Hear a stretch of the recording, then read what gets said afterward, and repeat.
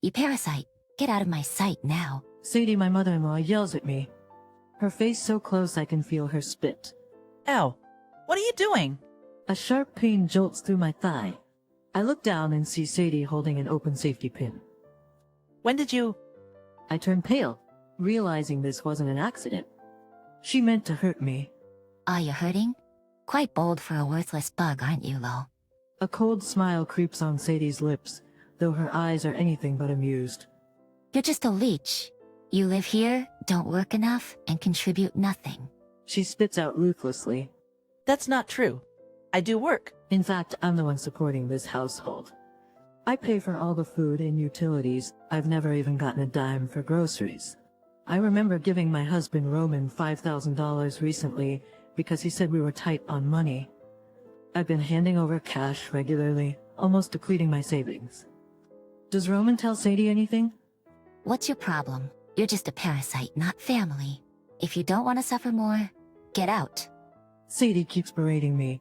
Terrified, I retreat to my room, quickly pack my stuff, and leave my in-laws' house. My name is Lydia, and I'm 25 years old. I had a fallout with my parents over my career plans in high school.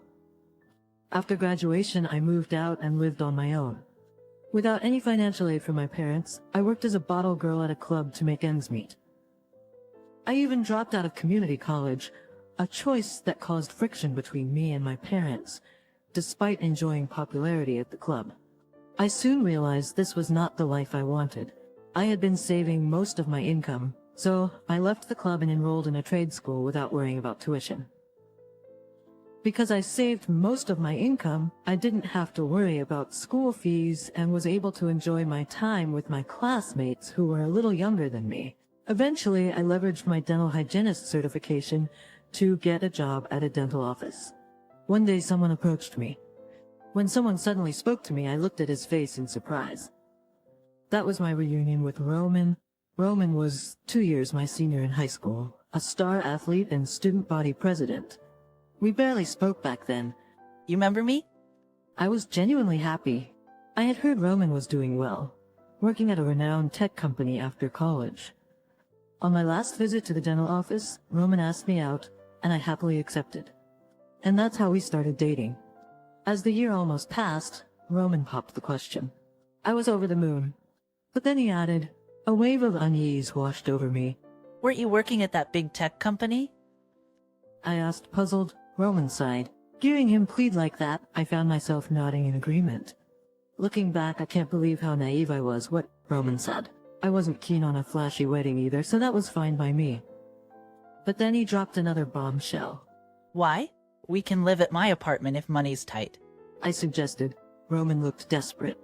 I had always looked up to Roman. Seeing him beg like this moved me. It was foolish, but I wanted to be there for him when he was in need.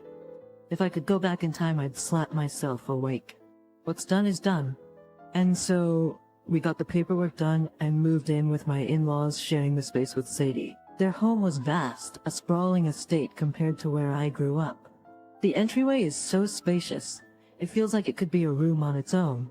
I never felt cramped at my parents' place, even though Dad bought a used home. But my in-laws' house is a different story. Hi, my name is Lydia. I'm really grateful to you for having me. It's nice to meet you. I nervously greeted Sadie at the front door. Ah, I've heard of you. You guys not having a wedding ceremony is quite the inconvenience. Sadie said with a tone that hinted at her disappointment. As you can see, we come from a traditional family. We have certain relationships to maintain with our relatives. Her bragging tone made me uncomfortable, as if she was looking down on me. Roman tried to defend me, but I never said anything like that. Sure, I moved out right after high school, but that was only because staying in touch became a chore, not because we were on bad terms. Fine. Because you're the one Roman brought in. Sadie's demeanor oozed a you may stay here kind of attitude.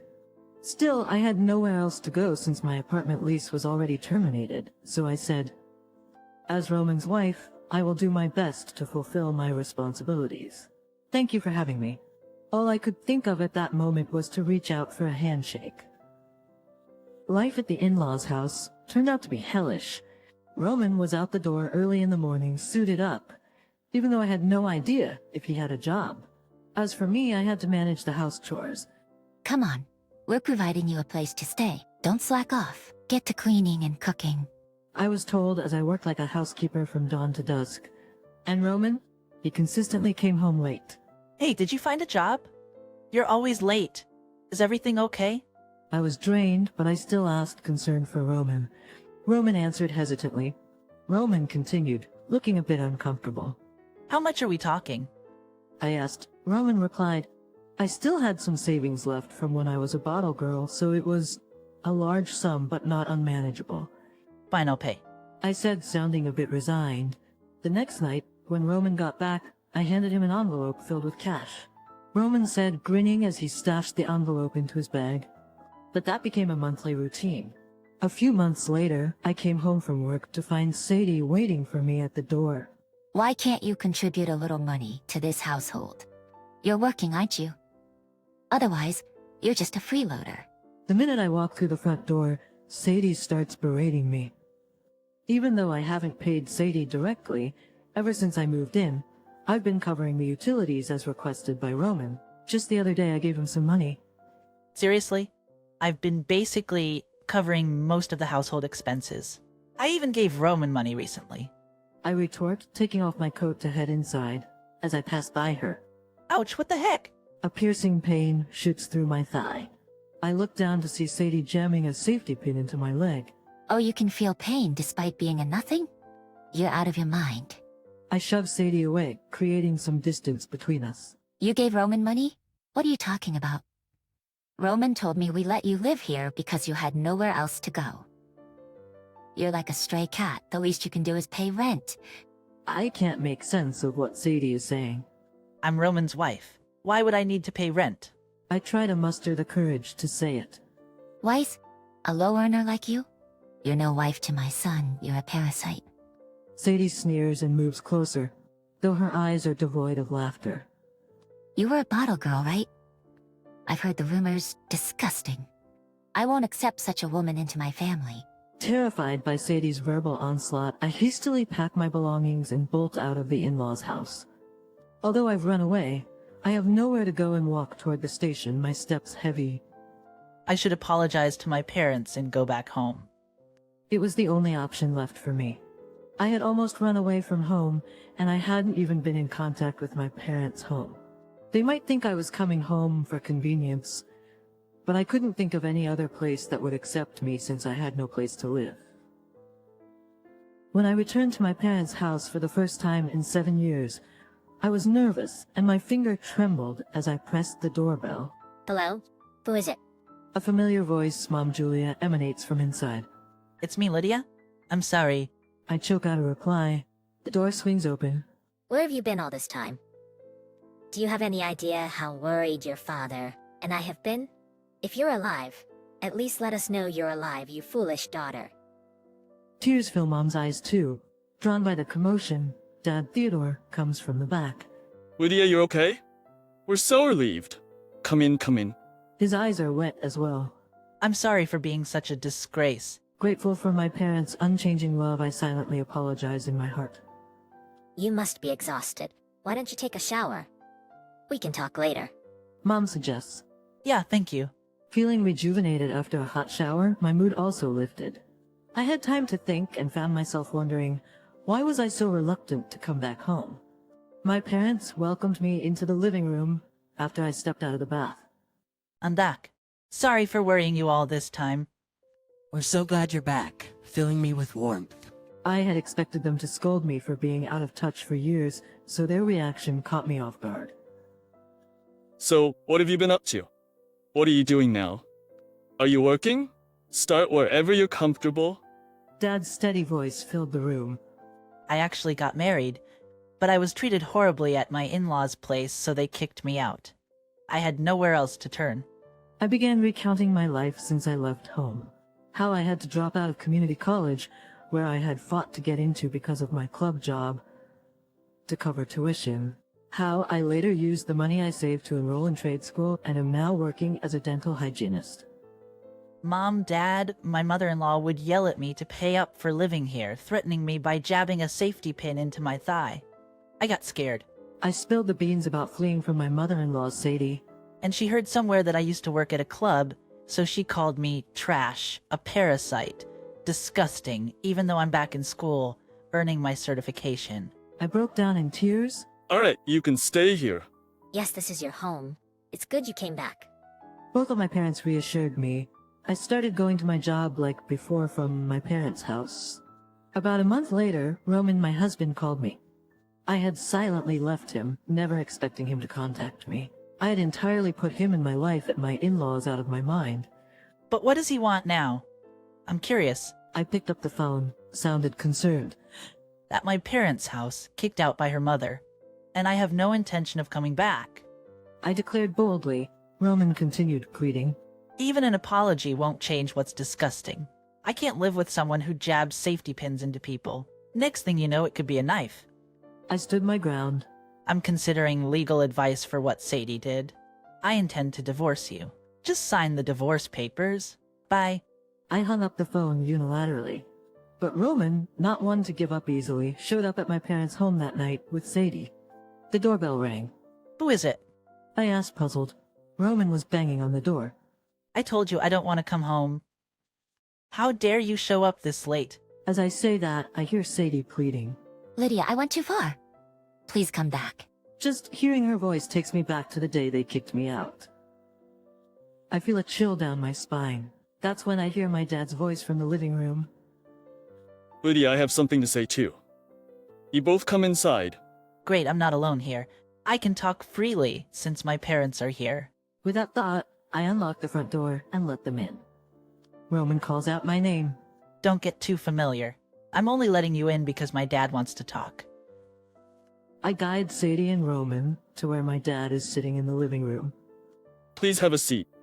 Let's talk this out calmly. Dad says, addressing them both in a measured tone. I hear you've put my daughter through quite a lot.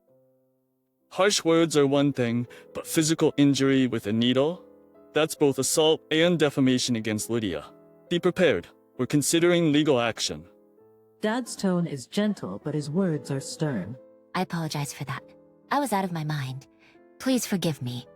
Sadie keeps apologizing, but there's no way I'm forgiving her. I've never felt like a part of your family since we got married. Can you please just leave? I can't be as gentle as Dad. Every time I look at Sadie's face, I boil over with rage.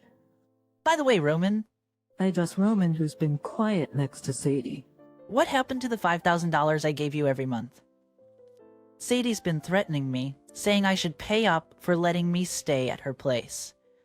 Sadie looks at Roman in disbelief. Hearing this, Sadie changes her expression. Nijab, what are you talking about? Roman has been working at a well-known technology company since he graduated. Roman, you told me you quit that job long before we got married and that you were looking for a new job. Didn't you tell Sadie? I ask Roman. Roman falls silent. What did you do with the $5,000 I gave you every month? You never contributed a cent for living expenses, did you? I paid for everything from food to utilities. Answer me! I press Roman for an answer. Excuse me? The casino? What about your job? Roman blurts out defiantly. Roman, what happened to you? You weren't like this. Sadie raises her voice in agony. Roman rants as if he's a different person. You, Roman, wasn't from Broward.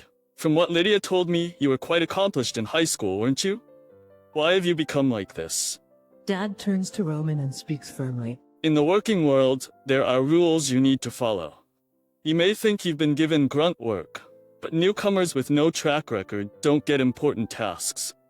Are you even aware of your own limitations? Roman loses all his momentum at Dad's words. And Sadie, Dad shifts his focus to Sadie. as you just heard, your son is clearly not fit to take care of Lydia. I have no intention of leaving her with you either. I'll consult with a lawyer. I know and take appropriate measures. Be prepared. I consult with a lawyer I know and take appropriate measures. Be prepared for that. Dad's resolute stance feels empowering. I had always thought Dad was stubborn and unlistening, but I realized and knew that it was a flip side of his love for me. Roman and Sadie can't muster any counter-argument and remain silent. So is that all? Please leave now. Dad's voice rises and Roman and Sadie rise dejectedly and exit. Dad! I call out to Dad's back. I'm sorry I lacked insight. Dad smiles softly and says, Do you think I could stay silent, seeing my lovely daughter treated so poorly? I might have misunderstood Dad for a long time. Thank you, Dad. Tears flow again as I speak. Oh my, just like a child. Mom smiles at me from beside Dad. Understanding my parents' feelings, I felt like I had finally grown. Later, Dad's lawyer friend steps in and my divorce from Roman becomes final. As it turns out, Roman had been pretending to go to the tech company he first got a job at after college and was actually working part-time. He couldn't hold a job due to his character and squandered the money he earned on gambling. Eventually, he even touched the assets left by father-in-law, which finally ran out. He married me, thinking I had stashed away some money because he learned about my past job at the club from one of his gambling buddies. It's awful that he was so upbeat, thinking a cash cow was soon within his reach. I have been entirely deceived by the illusion of the basketball team captain I admired in high school. As for Roman, I heard he keeps changing jobs because of his personality. Rumor has it, he even sold his land and house to repay debts, and now lives in a cramped apartment with his mother. As for me, I still commute from my parents' house or vet. Ever since I returned home, my parents have been kinder. Or maybe I've grown enough to feel their kindness. Someday, I must find someone like Dad and make sure not to mess it up this time.